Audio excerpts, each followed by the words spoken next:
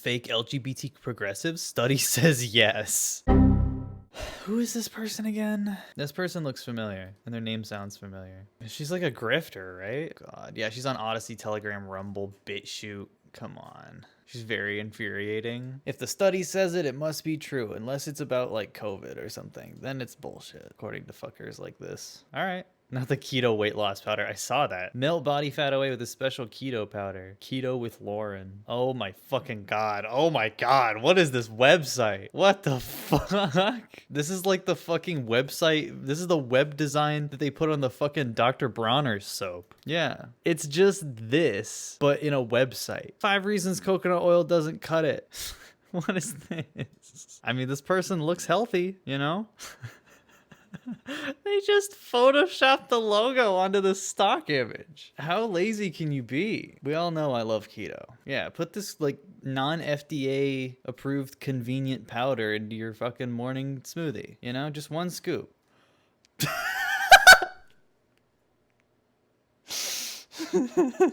Why does he look like that? Dr. Robertson loves Biotrust. He's not even in a room. He's on a fucking green screen. He's cut out and put in front of him. Why is he standing like that? I don't trust this man. Oh my God. Oh, let's buy 6 bags. Why that stance dude look like Woody Harrelson? Yeah, they made the background the same color as his shirt. It's so fucked up. Lauren here, continuing this channel's Pride Month celebration. I thought today we could look over some data that seems to suggest that a large portion of the young people who today call themselves LGBT aren't actually LGBT and instead are only identifying as such for political reasons. Or Oh, they're doing it for attention. Haven't heard that one before. of course, there is also always good old-fashioned attention seeking, which I didn't pre-watch. is really crazy because I feel like in the social media age we are living in, the best way to get attention is actually by putting out controversial, politically charged YouTube videos. The best way to get attention is to just be a fucking fascist. Think about that. I mean, it's the best way to make money. And I mean, she just said it herself. Like, you don't get attention for being gay. You get, like, the slurs thrown at you by your fans. We have this really great article published by Colette called Progressivism, Sexuality, and Mental Illness by Eric Kaufman. And we're going to be going through some excerpts of it, but I highly suggest that you go and read it in its entirety. And basically what this article does and why I think it's so interesting is that it looks over different studies that compare the number of people who call themselves gay or bisexual versus the number of people who actually participate in gay relations. And spoiler alert, there is a big difference between. Okay, so they asked young gay or bisexual people if they've actually engaged in gay sex. And I'm guessing only the gay ones have, and the bisexual ones probably haven't more often than not because either compulsive heterosexuality or because of fucking she's so fast I could turn it down. I had it on 1.5 because I didn't want to waste time if this was boring. It could be either compulsive heterosexuality or it could just be like fucking social stigmas. It's not exactly easy to be gay. The two. As we have gone over before in previous videos, the LGBT community is seemingly exploding, and as Eric explains in his article, a recent Gallup survey found that roughly 21% of Gen Z Americans who have reached adulthood, those born between 1997 and 2003, identify as LGBT. 21% is still an extremely low number when you consider how many different sexualities you're talking about. You're talking about lesbians, gays, bisexuals, and trans people. That's 4 different identities that are like that can intertwine too. You can be gay and trans. Yeah, just discriminating against gay versions. That is nearly double the proportion of millennials who do so, while the gap widens even further when compared with even further. Jordan Peterson tried to crawl out. Even further when further. Yeah, not accounting for ace people, not accounting for, and like how many people were surveyed? You know what I mean? You didn't survey every fucking one. You did like a fucking, you had a control group. Compared with older generations. Also, and yeah, it's easier to be gay now. It doesn't mean it's easy, but it's easier than it used to be fucking 30 years ago. So Abigail Schreier, meanwhile, reports a 1,000-fold increase in trans identification. That is Yeah, that's good. Does not actually mean that there was a 1,000-fold increase of people doing things like taking hormones or going into surgery, even though God forbid. No.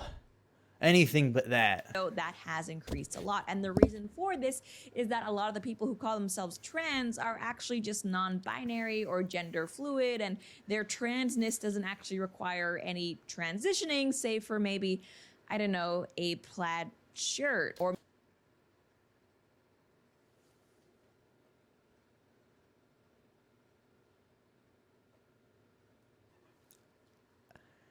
Guys, get your plaid shirts out. She said hormones like she was saying a slur, dude. Yeah, non-binary and gender fluid people still socially transition, and some of them do take hormones. Or maybe putting on like combat boots and getting a short haircut. Basically what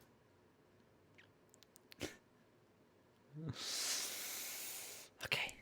I'm referring to is trans trenders, people who call themselves trans pretty much because it's the cool thing to do. Doing it for attention. Haven't heard that one before. Well, it turns out that a similar phenomenon is also happening with sexuality, i.e. people wanting to call themselves gay or bisexual or pansexual.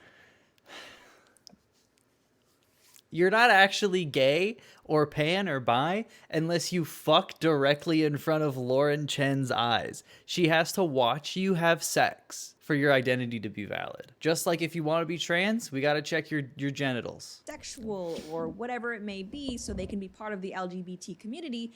But meanwhile, if you actually look at their behavior, they are just straight, just like a trans-trender might actually just be a tomboy. As the article I love the idea that like tomboy is a gender identity or something. Like a lot of fucking TERFs bring up like, well, maybe you're just a tomboy. It's like, have you ever thought about like the tomboys that you knew growing up were just trans? Like maybe it's the other way around. And someone pointed this out a while ago, but it's like masculine women and feminine men are not okay unless it's like your plan B to being trans. Unless it's like your compromise, you know? I don't know if she knows this, but the second you come out as trans, you don't just get hormones and surgeries. Non-transition people are still trans. Well, that's what she's saying. She's saying non-transitioned people are the fucking fakers, which is such bullshit. continues. A granular look at survey data on same-sex behavior and LGBT identity shows that identification is increasingly diverging from behavior. More importantly, those who adopt an LGBT identity but display conventionally heterosexual behavior are a growing and distinct group. What is conventionally heterosexual behavior? Having straight sex? Because there's compulsive heterosexuality. And what do you mean? You can't say LGBT and then heterosexual. You're just talking about the LGB. You're like, oh, there's straight trans people. That's fucked up. Who lean, unsurprisingly, strongly to the left politically and experience considerably greater mental health problems than the rest of the population. Okay, now this study has completely discredited itself. What the fuck? What kind of study is this? By contrast, those who engage in same-sex behavior are more politically moderate and psychologically stable. What? Then then clearly whatever is creating this difference in mental health and political affiliation is not sexuality. You fucking dumbass. And to be clear here, I'm not saying, and neither is the author of this article, that Yeah, it's an article, not a study, by the way. gay people or bisexual people don't exist. Lesbians and trans people, Instead, what we're talking about here is the phenomenon of left-wing people who call themselves something other than heterosexual, but when you actually look at the partners they have, they seem to be seeking exclusively heterosexual relationships. No, that's not real. And what I find interesting is that as letters have been added to the LGBT community, like queerness, for example, the Q, this type of behavior has not only become more common, but it's actually become, acceptable. Like, you don't have to justify or explain how you're LGBT. You can just call yourself queer, even though you may be a female who only wants to date males. Okay, what if you're a non-binary femme-presenting person who is attracted to non-binary, like, mask-presenting people? What the fuck do you call that? She would say heterosexual, but it's not. It's not, though. Because maybe you don't care about the genitals, you don't care about the sexual aspect, but your romantic attraction is linked to that specific, like, pair. That matching. Do you want to fucking come up with something new? Because queer is a good way to describe it. You don't have to justify being gay. She says the world needs to be more homophobic. And it's like, you can't question that because you are part of the amorphous queer category. This is something that I at least have noticed quite a bit on social media among activists or celebrities, but now we actually... What do you mean? What do you mean? You're stalking people's Twitter accounts? They put fucking queer in their bio and you're like, yeah, but I went to your house and saw a penis go in a vagina. So what's up with that? Actually have data to back up the fact that, yeah, a lot of these people who are calling themselves pansexual or whatever, they are actually just straight as... What the fuck? No. You don't know that though. Like a person who's pan, who have like a pan woman dating a fucking straight man or a pan man, doesn't make them any less pan. You like, what do you mean? Pan means all, you fucking dumbass. Eric explains, a growing share of LGBT identifiers engage in purely heterosexual behavior. Figure 1, drawn from the General Social Survey, shows that in 2008, about 5% of Americans under the age of 30 identified as LGBT, and a similar number. Huh. Who was president the year before 2008? What was legal in 2008, or what was illegal in 2008 that, like, right around here suddenly becomes legal all of a sudden? It's very interesting. You see how, like, right here it kind of like jumps up. Right around here it starts to kind of go up. Right around here, like, it kind of levels out, then it just starts steadily increasing. Right around here. What could have possibly happened in the year 2015 that wasn't present in the year 2008? Had a same-sex partnership in that year. By 2021, though, the proportion identifying as LGBT had increased 11 points to 16.3%. That's not even that much. 11? That's not that much. But the share reporting same-sex relations had only risen 4 points to 8.6%. LGBT identity had become twice as prevalent as LGBT behavior. Okay.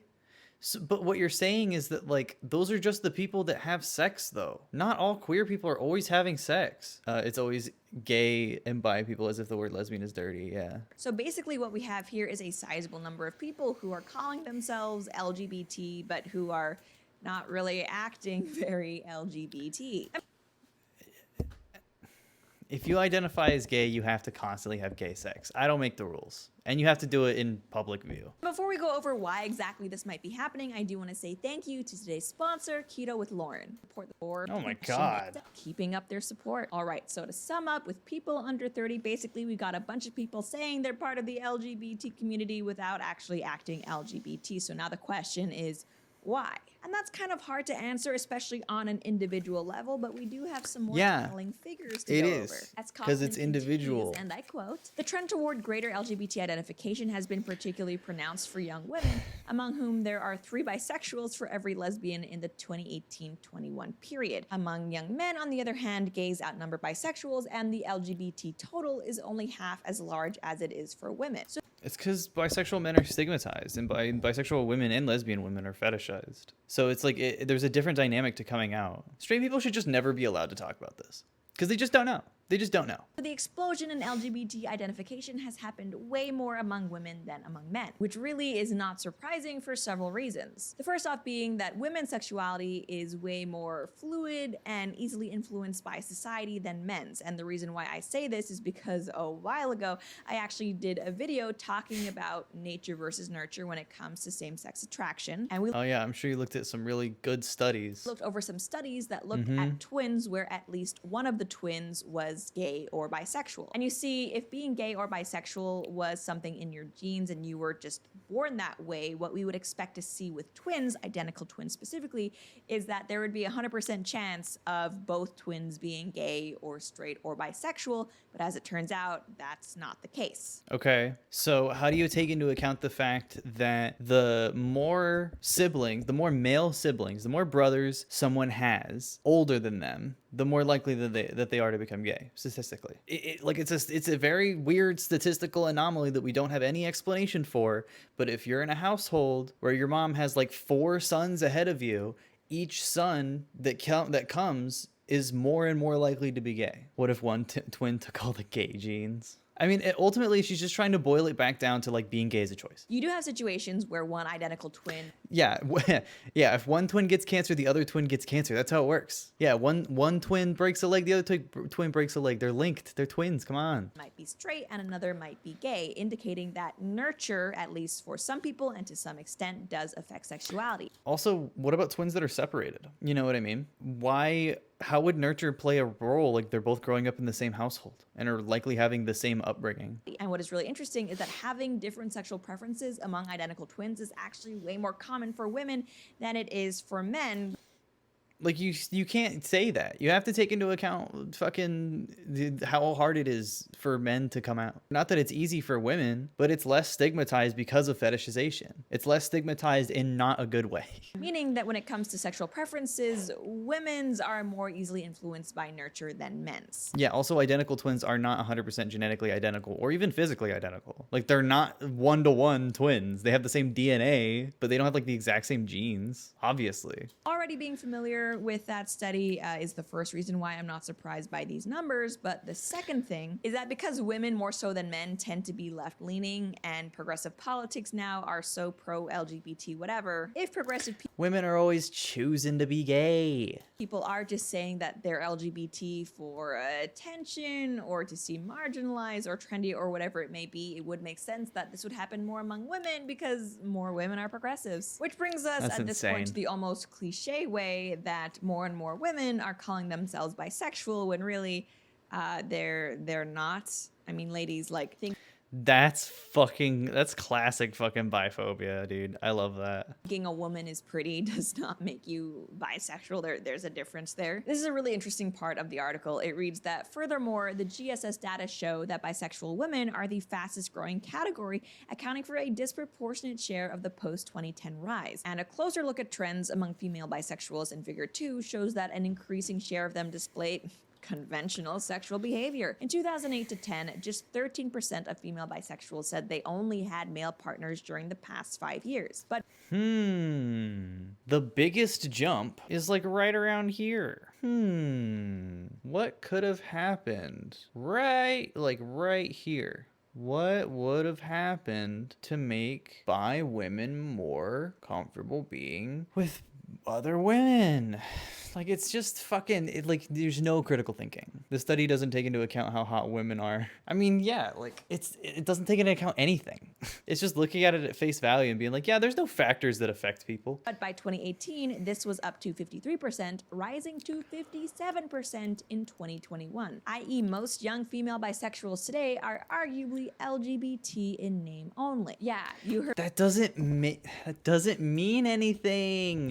You can't just be like, well, fucking like bi women are only with men, bi men are only with women. Means you're fucking straight. Congratulations. It's like, what the fuck do you think bi means? Like, if that's the case, then being bi isn't real. You're straight or you're gay. heard that right, folks. This was not always the case, but today the term bisexual amongst young women has become so watered down that most of these young women who call themselves bi actually exclusively have male partners, which is really not a surprise for anyone who's Like, what's the age breakdown for that? And what are you taking into account? Like, so you're saying 50%. So you're saying 50% of bi women are only with male partners. Is that 50% of bi women in general or 50% of bi women that have partners at all? You know what I mean? been around young white women, or specifically young white women in college. So many of them call themselves bisexual, and it really is seemingly, if not politically motivated, then just attention motivated. It's a way to set yourself out from the crowd. Because, you know,